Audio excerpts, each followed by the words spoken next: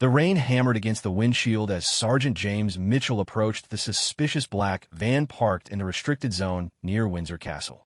What started as a routine security check would soon uncover a royal crisis that would shake the very foundations of the monarchy.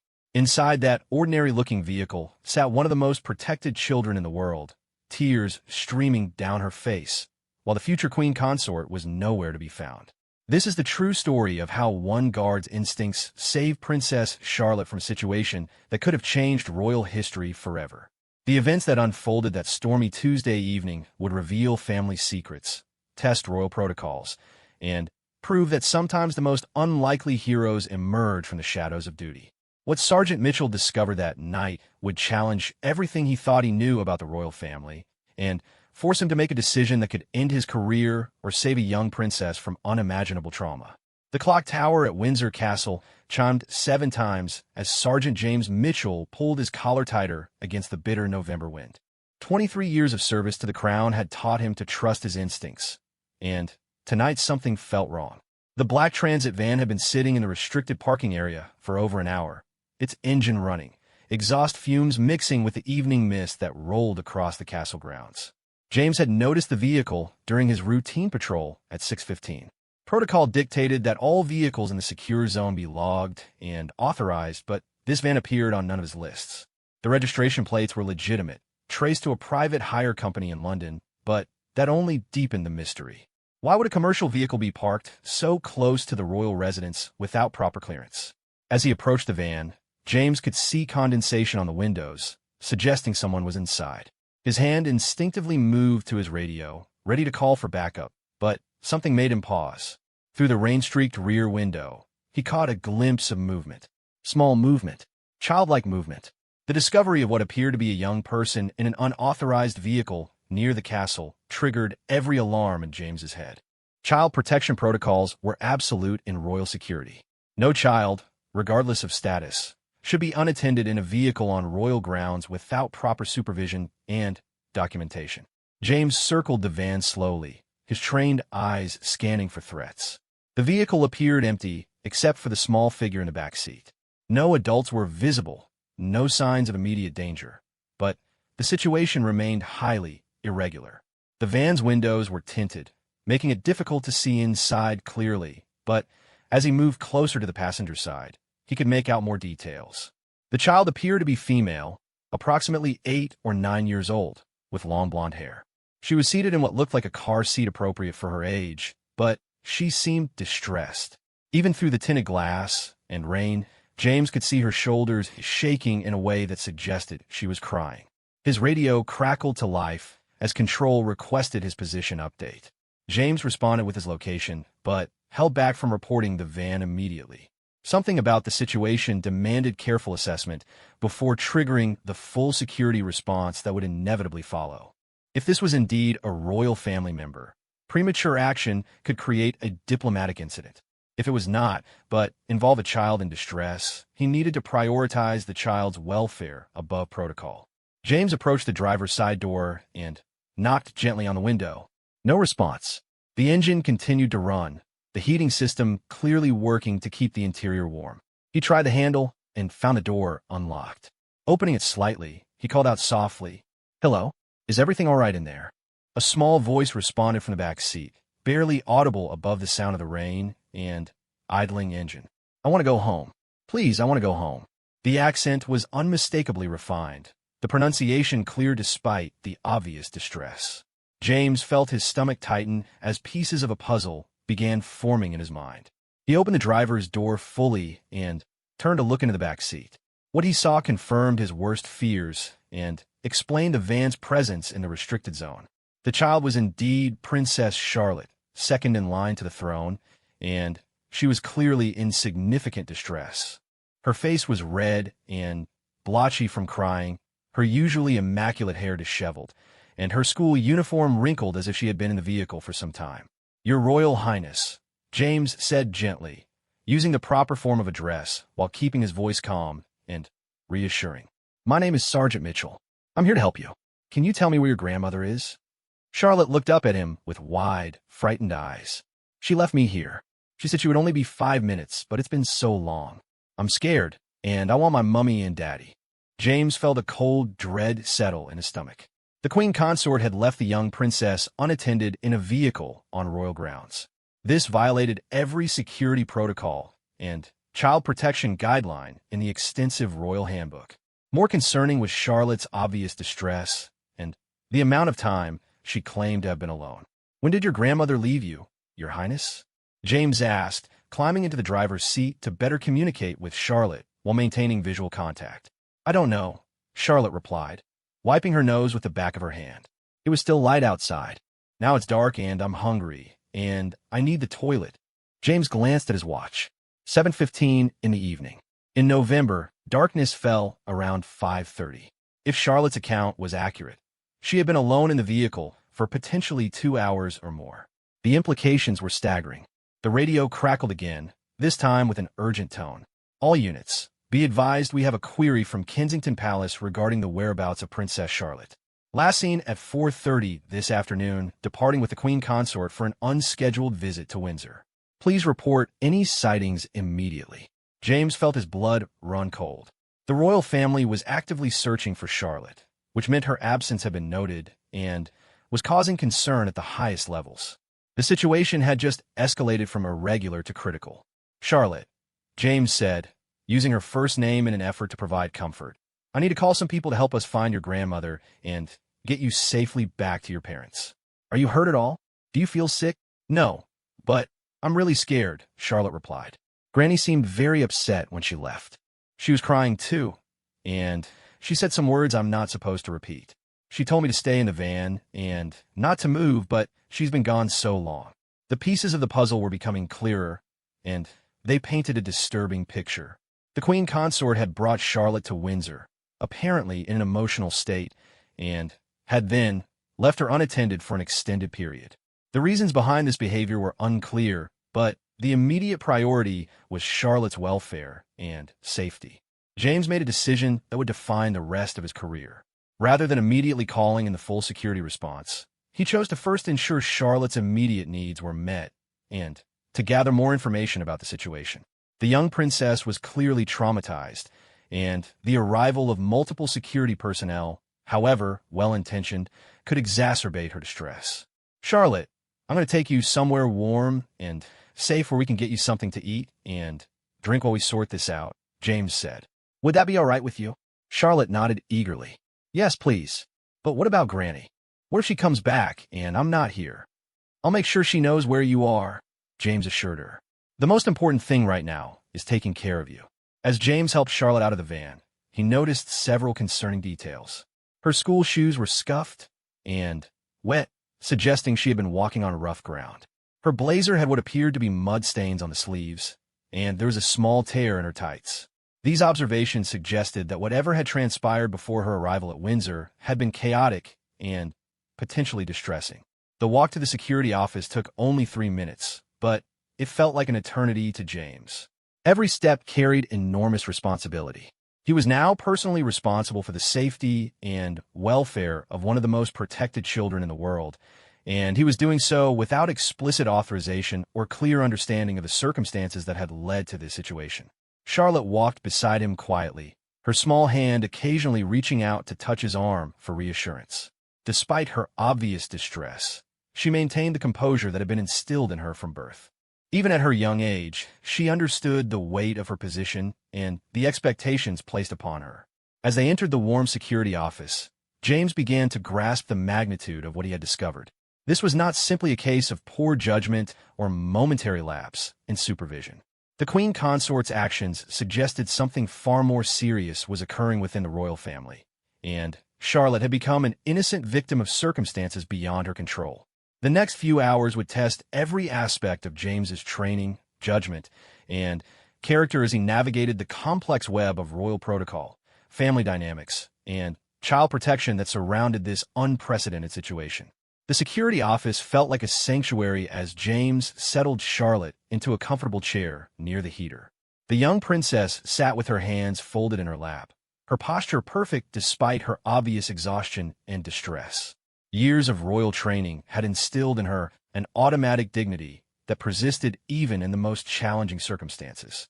"Would you like some hot chocolate, Your Highness?" asked Officer Sarah Chun, James's colleague who had been on duty when they arrived. Sarah's gentle manner and experience with her own young daughter made her an ideal person to help with Charlotte's immediate care. Charlotte nodded gratefully. "Yes, please. And could I please use the bathroom?" Sarah led Charlotte to the facilities while James began the delicate process of reporting the situation to his superiors. The call to Commander Harrison, head of Royal Security, was one of the most difficult he had ever made. "How do you explain that you have found a missing princess abandoned in a van by the future queen consort?" "Sir, I have located Princess Charlotte," James began, choosing his words carefully. "She is safe and unharmed, currently in the Windsor security office. However, the circumstances of her discovery require immediate attention and investigation." Commander Harrison's response was swift and decisive. "Secure the area. No one speaks to anyone about this until I arrive. I'll be there in 20 minutes with a full investigation team." "Has the princess been medically evaluated?" "Not yet, sir, but she appears physically unharmed. She has been alone for approximately 2 hours and is understandably distressed. Get Dr. Peterson from the Castle medical team immediately. I want a full evaluation before we proceed with anything else." As James ended the call, Charlotte returned from the bathroom looking slightly more composed. Sarah had helped her wash her face and tidy her hair, restoring some of the dignity that every royal family member was taught to maintain in public. "Sergeant Mitchell," Charlotte said, her voice small but clear, "am I in trouble? Did I do something wrong?" The question broke James's heart. Here was a child who had been abandoned and traumatized, yet her first concern was whether she had somehow caused the situation. The weight of royal expectations and the constant awareness of public scrutiny had created in Charlotte a sense of responsibility far beyond her years. "No, Your Highness, you have done absolutely nothing wrong," James replied firmly. "You are very brave, and you handled a difficult situation exactly as you should have. The grown-ups are going to sort everything out." Dr. Margaret Peterson arrived within minutes, her medical bag in hand, and her expression serious. As the royal family's primary physician, she had dealt with many sensitive situations, but the circumstances of this call were unprecedented. After a thorough but gentle examination, she confirmed that Charlotte was physically unharmed but showed signs of significant stress and anxiety. "She's dehydrated and exhausted," Dr. Peterson reported quietly to James. "There are no signs of physical injury, but psychologically, she's been through a traumatic experience. She needs her parents, proper rest, and probably some counseling to process what's happened." Commander Harrison arrived with a small team of senior officers and immediately took control of the situation. His first priority was ensuring Charlotte's welfare, but close behind was the need to understand what had happened and locate the Queen Consort. "Your Royal Highness," Commander Harrison said, kneeling down to Charlotte's eye level, "I'm Commander Harrison. I work with your daddy to keep your family safe. I need to ask you some questions to help us understand what happened today. Is that all right?" Charlotte nodded solemnly. Despite her youth, she understood the gravity of the situation and the importance of providing accurate information. "Can you tell me about your day today, starting from when you left school?" Charlotte took a deep breath and began her account. "Granny picked me up from school instead of my usual driver. She seemed upset about something, crying a little bit, and she kept checking her phone. She said we were going on a special trip to Windsor, just the two of us." "Did she say why you were going to Windsor?" "She said there were some important things she needed to collect from Grandpapa's old rooms, things that belonged to our family. But she seemed angry about it, and she kept saying words under her breath that I couldn't understand." James and Commander Harrison exchanged glances. The Queen Consort's behavior suggested she was dealing with some kind of crisis or conflict, and Charlotte had become unintentionally involved. "What happened when you arrived at Windsor?" Commander Harrison continued. "We drove around for a long time looking for somewhere to park. Granny seemed confused and kept saying the castle looked different than she remembered. When we finally stopped, she told me to wait in the van while she went inside to get the things she needed." "Did she say how long she would be gone?" "She said 5 minutes, maybe 10 at the most. But then it got dark, and I got scared because I needed the toilet, and I was hungry, and she still hadn't come back." The timeline was becoming clearer, and it painted a disturbing picture. The Queen Consort had brought Charlotte to Windsor on what appeared to be an impulsive mission, possibly related to the late Prince Philip's possessions, and had then left her unattended for hours while dealing with some kind of personal crisis. "Charlotte," James asked gently, "did your grandmother seem different today? Was she acting in a way that seemed unusual to you?" Charlotte considered the question carefully. "She was sadder than I've ever seen her, and she kept talking about things not being fair and people not understanding her. She said something about showing them all who really belongs in this family." The implications of Charlotte's words were chilling. It suggested that the queen consort was dealing with some kind of identity crisis or family conflict, and had involved Charlotte in what might have been an attempt to assert her position within the royal hierarchy. Commander Harrison stepped away to make several urgent phone calls. First, he contacted Kensington Palace to inform the Prince and Princess of Wales that their daughter had been found and was safe. Second, he initiated a discreet search for the queen consort within Windsor Castle. Third, he alerted the highest levels of royal administration that a significant incident had occurred that would require careful management. Meanwhile, Sarah continued to care for Charlotte, providing sandwiches and juice while maintaining a comforting presence. Despite the professional efficiency of the security team, Charlotte remained anxious and repeatedly asked when she could see her parents. The search for the queen consort proved more challenging than expected. Windsor Castle was vast, with numerous buildings, gardens, and private areas where someone could remain undetected for hours. Moreover, as a senior member of the royal family, Camilla had access to areas that were restricted to most visitors and even many staff members. It was Officer David Price who finally located her in the chapel of St. George, one of the most sacred spaces within the castle complex. She was sitting alone in a pew near the altar, apparently in deep contemplation or prayer. Her appearance shocked the experienced officer. Her usually immaculate hair was disheveled, her makeup smeared from crying, and her elegant coat wrinkled and stained. "Your Majesty," Officer Price said softly, using the formal address required by protocol, "we've been looking for you. Princess Charlotte is safe and asking for you." Camilla looked up with eyes that seemed almost vacant, as if she was struggling to focus on the present moment. "Charlotte? Oh my God, Charlotte! Where is she? Is she all right?" The panic in her voice was genuine and immediate.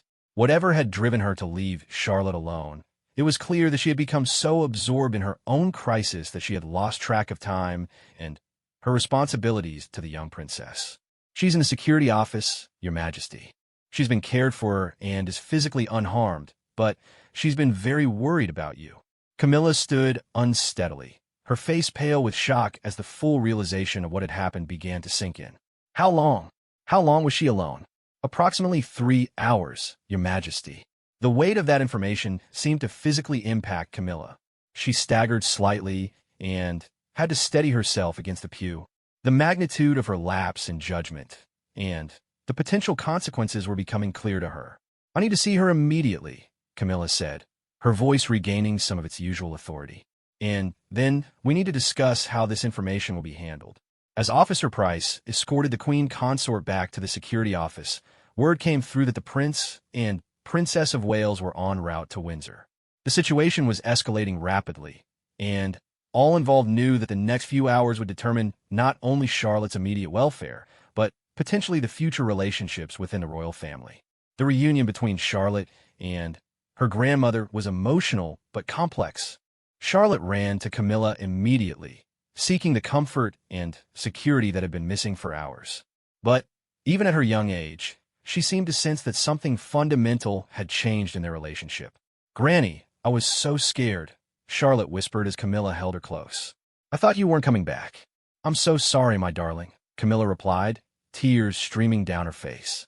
"I made a terrible mistake, and I'm so very sorry."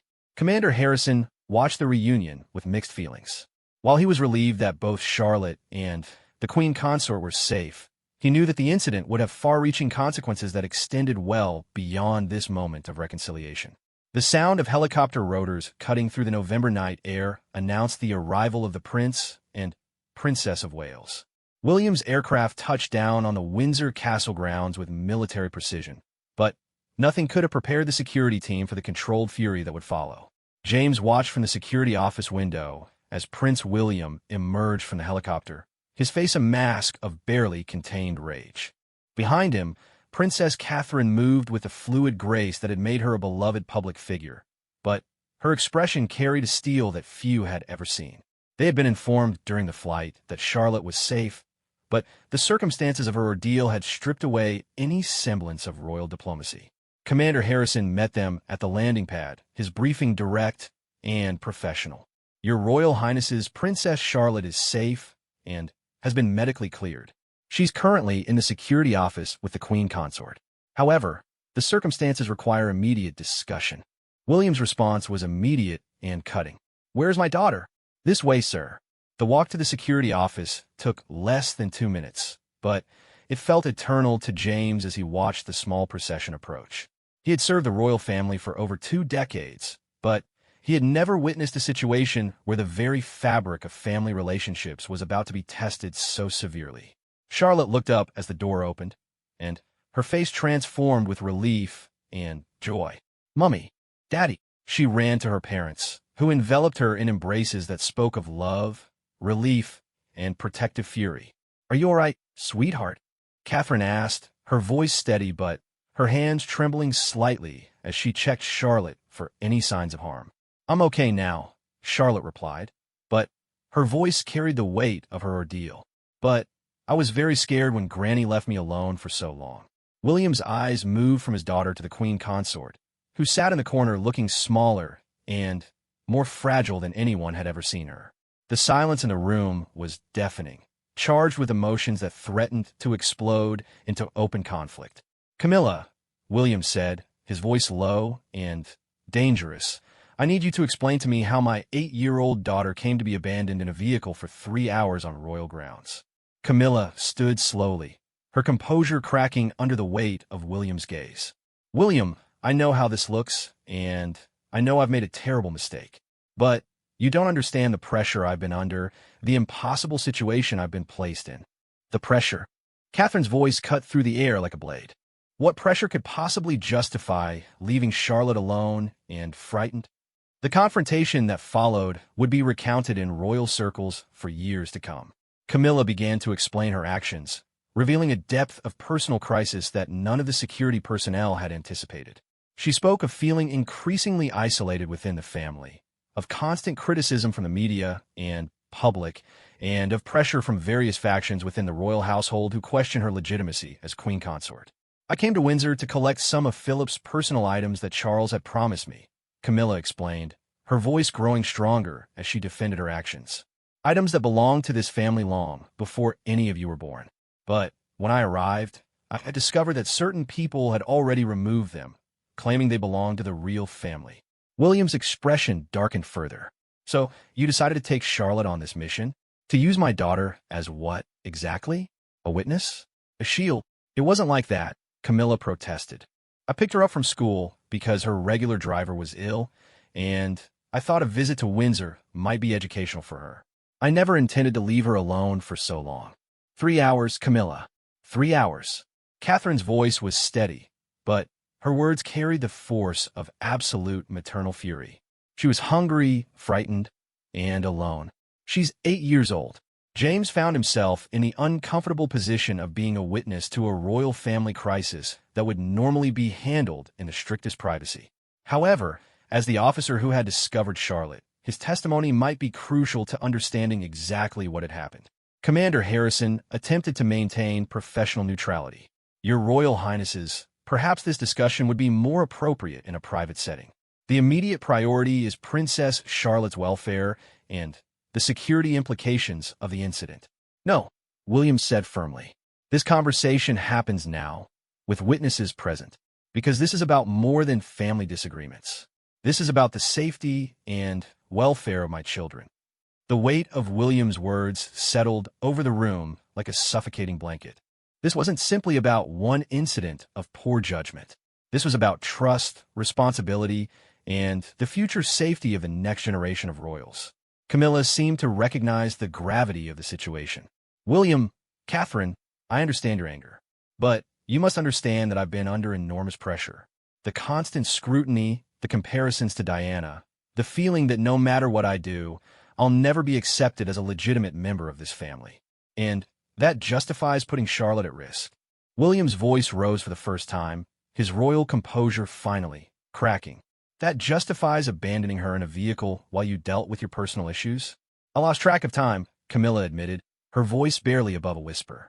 I was so upset, so angry about the way I've been treated, that I became absorbed in trying to find those items.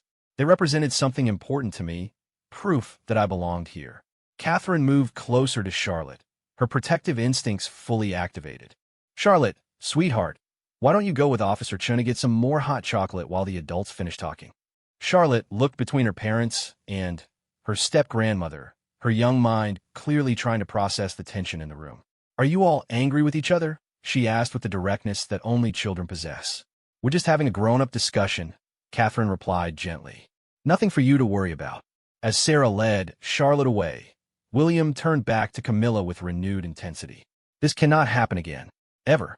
My children's safety is not negotiable, and I will not have them used as pawns in anyone's personal dramas.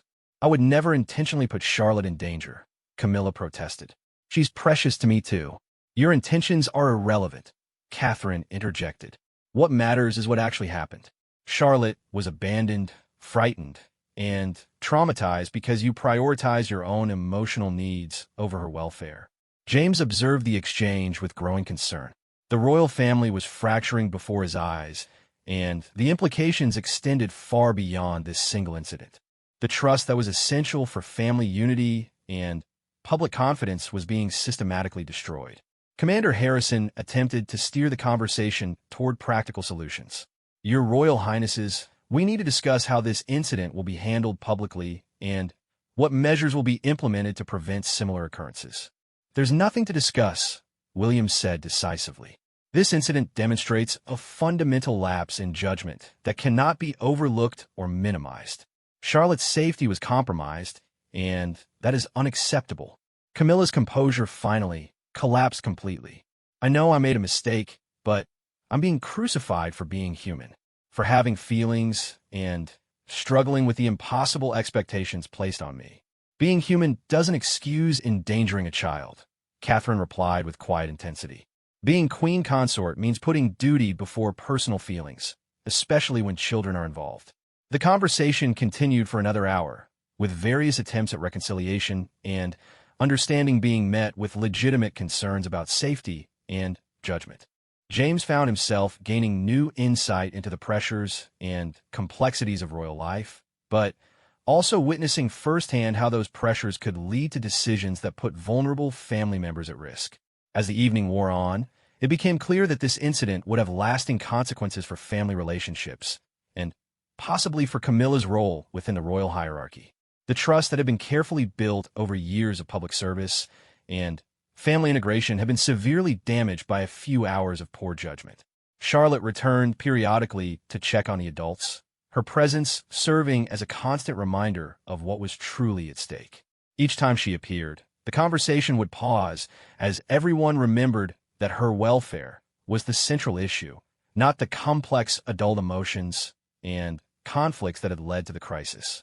By 10 o'clock, it was decided that Charlotte would return to Kensington Palace with her parents, while Camilla would remain at Windsor for further discussions with senior royal advisors. The immediate crisis was over, but the long-term consequences were just beginning to unfold. The following morning brought an emergency meeting in the ornate conference room at Buckingham Palace. King Charles III sat at the head of the long mahogany table, his face bearing the weight of a monarch who had just learned that his wife had endangered his granddaughter. Around the table sat the most senior advisors in the royal household, each carrying files that would determine the future of the monarchy's most controversial member. Sir Clive Alderton, the king's private secretary, opened the meeting with a clinical recitation of the facts. Your Majesty, at approximately 4:30 yesterday afternoon, the Queen Consort removed Princess Charlotte from school without prior authorization. At approximately 6:15, Princess Charlotte was discovered unattended in a vehicle on Windsor grounds by Sergeant Mitchell, where she had been alone for nearly 3 hours. Charles listened in silence, his hands folded on the table, his expression unreadable. The man who had waited 74 years to become king now faced the possibility that his wife's actions could irreparably damage the institution he had sworn to protect. What is the current status of Princess Charlotte? Charles asked, his voice carefully controlled. She spent the night at Kensington Palace and has been examined by child psychologists, replied Dame Margaret Hartwell, the family's senior advisor on personal matters. While she shows no signs of lasting physical harm, there are concerns about the psychological impact of the abandonment. The word abandonment hung in the air like an accusation. It was the legal and psychological term for what had occurred, regardless of Camilla's intentions or explanations. Meanwhile, at Kensington Palace, Princess Catherine sat with Charlotte in the nursery, gently encouraging her daughter to express her feelings about the previous day's events. Charlotte's responses revealed the depth of her confusion and fear. "Mummy, did I do something to make Granny upset with me?" Charlotte asked, her 8-year-old mind searching for logic in an illogical situation. "No, sweetheart. Granny was dealing with some grown-up problems that had nothing to do with you," Catherine replied, choosing her words carefully. "Sometimes adults make mistakes when they're upset, but that doesn't mean it was your fault. Will Granny still love me?" The question broke Catherine's heart. Here was a child who had been traumatized and abandoned, yet her primary concern was whether she was still loved by the person who had caused her pain. It demonstrated both Charlotte's inherent goodness and the psychological damage that had been inflicted. At Windsor Castle, Camilla remained in self-imposed isolation in the Queen's Tower, refusing to see visitors and declining meals. The woman who had spent decades fighting for acceptance within the royal family now faced the possibility that her position was untenable. Her private secretary, Amanda Foster, had been fielding calls all morning from media outlets who had somehow caught wind of an incident involving the royal family. The palace's official position was no comment, but rumors were beginning to circulate in the tabloid press. "Ma'am," Amanda said during one of her few successful attempts to speak with Camilla, "we need to discuss your public schedule. Several engagements are planned for this week, and there are questions about whether they should proceed." "Cancel them all," Camilla replied without looking up from the window. "I can't face anyone right now." The implications of Camilla's withdrawal extended beyond personal embarrassment. As queen consort, she had responsibilities to various charities and organizations that depended on royal patronage. Her sudden absence from public duties would inevitably raise questions and potentially damage the causes she supported. Back at Buckingham Palace, the emergency meeting continued with increasingly serious discussions about consequences and accountability. Lord President of the Council and several senior courtiers debated the unprecedented situation of a queen consort potentially facing formal sanctions for child endangerment. "The legal position is complex," explained the royal family's chief legal advisor. "While no criminal charges are likely to be filed, given Princess Charlotte's safety and the family's desire for privacy, there are still questions of fitness for royal duties." King Charles spoke for the first time in over an hour. "My wife made a serious error in judgment, but she is still my wife, and Charlotte is her step-granddaughter. We must find a way forward that protects the children while preserving family unity." "Your Majesty," Sir Clive responded carefully, "the Prince of Wales has made it clear that he considers this a breach of trust that affects his children's safety. He's questioning whether the Queen Consort should have unsupervised access to any of his children in the future." The enormity of that statement settled over the room like a death sentence. If the future king had lost confidence in his stepmother's judgment regarding his children, it created an impossible situation for family relationships and public duties. At Kensington Palace, William was indeed having exactly those conversations with his private secretary and security team. The man who would one day be king was facing the possibility of having to publicly limit his stepmother's access to his children. The security protocols need to be revised immediately, William instructed Commander Harrison during a secure video call. "No member of the royal family, regardless of rank, should be able to remove my children from their scheduled activities without prior authorization from Catherine or myself." "Understood, sir. We're also reviewing transportation protocols and implementing additional safeguards for all royal children." "Good. And I want a full psychiatric evaluation of the Queen Consort before any future interactions with Charlotte, George, or Louis." The request for a psychiatric evaluation represented a stunning escalation in the family crisis. William was essentially questioning Camilla's mental fitness for royal duties and family responsibilities. Dr. Peterson, who had examined Charlotte the previous evening, provided her report to both the king and the Prince of Wales. Princess Charlotte shows signs of acute stress reaction, which is normal given her experience. However, I'm concerned about her sense of self-blame and her fear that she caused the incident. What treatment do you recommend? William asked during his private consultation with the doctor. Child counseling? Certainly. And I would strongly advise limited or supervised contact with the Queen Consort until Charlotte has processed this experience, and we can be confident about future safety. The medical recommendation aligned with William's instincts as a father, but it created massive complications for the royal family's public image and internal relationships. By afternoon, news of the incident had begun to leak to select journalists. While details remained vague, reports emerged of a concerning incident involving Princess Charlotte and the Queen Consort. The palace's continued silence only fueled speculation and conspiracy theories. Camilla finally emerged from her self-imposed isolation to meet with King Charles in his private study at Buckingham Palace. The conversation between husband and wife would remain private, but palace staff noted that both appeared emotionally drained when it concluded after 2 hours. "Charles, I know I've created an impossible situation," Camilla had said during their meeting. "I never meant for any of this to happen, but I understand that intentions don't matter when a child's safety is involved. The family will survive this," Charles replied, though his voice lacked conviction. "But changes must be made. William has lost trust in your judgment, and that trust may take years to rebuild, if it can be rebuilt at all."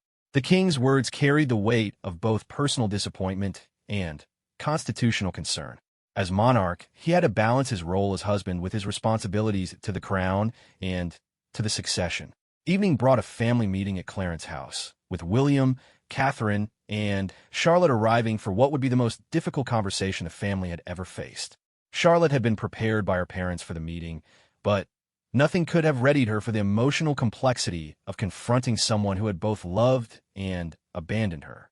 "Hello, Granny," Charlotte said quietly as she entered the drawing room where Camilla waited. "Hello, my darling," Camilla replied, her voice thick with emotion. "I have something very important to say to you." What followed was an apology that attempted to bridge the gap between adult complexity and childhood understanding. Camilla tried to explain her actions without making excuses, while Charlotte listened with the solemnity of someone far older than her years. "I made a very big mistake, Charlotte. I was upset about some grown-up things, and I forgot the most important rule of all, taking care of you. I'm so very sorry that I scared you and left you alone." "Why were you upset, Granny?" Charlotte asked with characteristic directness. "I was feeling sad because some people make me feel like I don't belong in our family. But that's no excuse for not taking proper care of you." The conversation continued for nearly an hour, with William and Catherine monitoring carefully to ensure Charlotte's emotional well-being while allowing for the possibility of healing. By the end, it was clear that while forgiveness might be possible, the relationship between Charlotte and her step-grandmother had been fundamentally altered.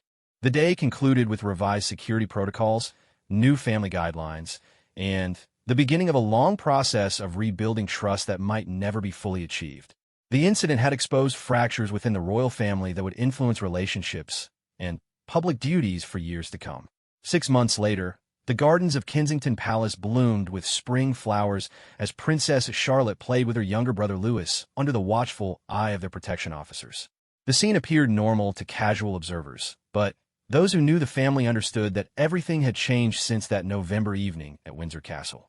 Sergeant James Mitchell had been quietly promoted to inspector and transferred to a senior position at Buckingham Palace, his handling of the crisis earning him recognition throughout the Royal Protection Service. However, the commendation came with an understanding that he would never speak publicly about what he had witnessed that night. "The thing that still stays with me," James confided to his wife over dinner, "is how mature Charlotte was throughout the whole ordeal. That little girl showed more dignity and strength than most adults would in the same situation." The official investigation into the incident had concluded with a report that was classified at the highest levels of government. While no criminal charges were filed, the report detailed systemic failures in royal family communication and child protection protocols that led to comprehensive reforms. Princess Charlotte had undergone 6 months of counseling with Dr. Rebecca Thompson, a specialist in childhood trauma who had worked with royal families across Europe. The sessions had helped Charlotte process her experience and develop coping mechanisms, but they had also revealed the lasting impact of that evening. "Charlotte has made remarkable progress," Dr. Thompson reported to William and Catherine during a recent session. She's learned to articulate her feelings about the incident and understands that she bears no responsibility for what happened. However, she remains hypervigilant about adult promises and has developed anxiety around being left alone, even briefly. The psychological assessment had profound implications for Charlotte's development and her future role within the royal family. The incident had accelerated her understanding of the complexities and dangers of royal life, forcing her to mature beyond her years. King Charles had implemented new protocols that fundamentally altered how the royal family operated. No royal child could be removed from their scheduled activities without written authorization from their parents. All transportation of royal children required dual authorization and continuous monitoring. Most significantly, a new position was created within the royal household specifically to advocate for the welfare of royal children. The Queen Consort had undergone extensive psychological evaluation and counseling, with Dr. Sarah Williams providing ongoing support for what was diagnosed as adjustment disorder complicated by identity crisis and chronic stress. The treatment had revealed the depth of Camilla's struggle with her role and the constant pressure of public scrutiny. Her Majesty was experiencing a form of psychological breakdown, Dr. Williams explained in her confidential report to the king. The accumulation of stress from media criticism, public skepticism about her legitimacy, and internal family dynamics had reached a crisis point that compromised her judgment. The revelation that the Queen Consort had been suffering from serious mental health issues recontextualized the incident while not excusing it. The royal family had been forced to confront their own failures in recognizing and addressing the psychological pressures that came with their positions. Camilla's public schedule had been dramatically reduced following the incident. While she continued to fulfill essential duties as Queen Consort, many of her patronages have been redistributed to other family members. The official explanation cited health considerations, but those within royal circles understood the real reasons. The relationship between Camilla and her step-grandchildren had been fundamentally altered. Supervised visits were permitted, but Camilla was never again alone with Charlotte, George, or Louis. The children had been told that Granny needed help from doctors to feel better, and that special rules were in place to keep everyone safe. "It's heartbreaking," Catherine confided to her close friend during a private conversation. Charlotte asks why she can't have sleepovers at Granny's house like other children do with their grandparents. "How do you explain that trust has been broken without damaging a child's ability to trust others?" The media coverage of the incident had been carefully managed through a combination of palace influence and legal pressure, but rumors persisted in tabloid circles.